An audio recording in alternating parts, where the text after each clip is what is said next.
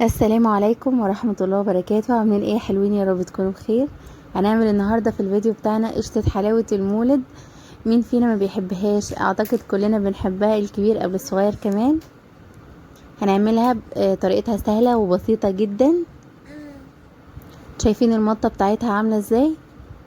هشة وخفيفة جدا وجميلة.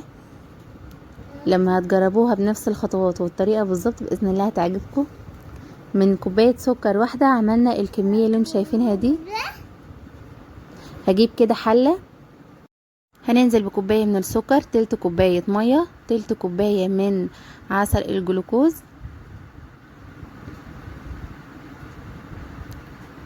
وهنحطها على النار. هتغلي دقيقتين بالظبط وهتشيليها. وهنجيب كده معلقتين كبار من الجيلاتين، هنضيف عليهم ربع كوباية مية وهنقلبهم بالشكل اللي انتوا شايفينه.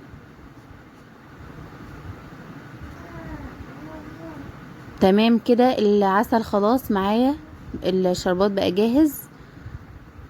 ابتدي انزل بالجيلاتين كده وننزل عليه بالشربات اللي احنا عملناه، وهنضرب بالمضرب الكهربائي. الوصفة دي لازم فيها مضرب كهربائي علشان ده اللي هيخليها تنجح معاكي. مضرب كهربائي او عجان. هنفضل نضرب كده حوالي 10 دقايق، مش اقل من كده، لحد القوام ما يبقى معاكي بالشكل اللي انت شايفاه ده. هيفضل يتقل معاكي شوية شوية لحد ما يوصل للقوام اللي انت شايفينه. هنجيب بقى صينية كده هندهنها زيت، وهنحط فيها من تحت، هنفرش فيها كيس تلاجة وهندهنه برضو بالزيت علشان ما تلزقش منك. ورشة جوز هند كده، ورشة زبيب او فواكه اللي هي المسكرة لو حد مش بيحب الزبيب. شايفين القوام؟ هبتدي بقى اصب القشطة بتاعتي كده في الصينية. تمام كده، هبتدي اساوي الاطراف بتاعتها او هبتدي اسويها،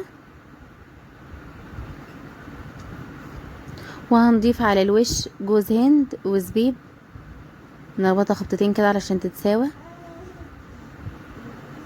هنضيف بقى جوز هند كده على الوش وزبيب، وتسيبيها على في المطبخ او على المطبخ. لو عملتيها الصبح تقطعها بالليل، او لو عملتها بالليل مثلا تقطعها الصبح علشان تكون مسكت نفسها كويس.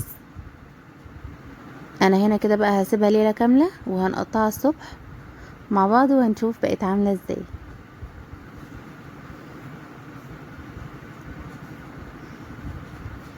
دي كده خلاص بقت جاهزة معايا، هبتدي اقطعها. شايفين؟ فلافي خالص كده،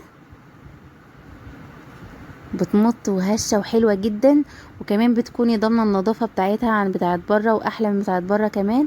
اتمنى تجربوها باذن الله هتعجبكم. اشوفكم فيديو جديد باذن الله، والسلام عليكم ورحمة الله وبركاته.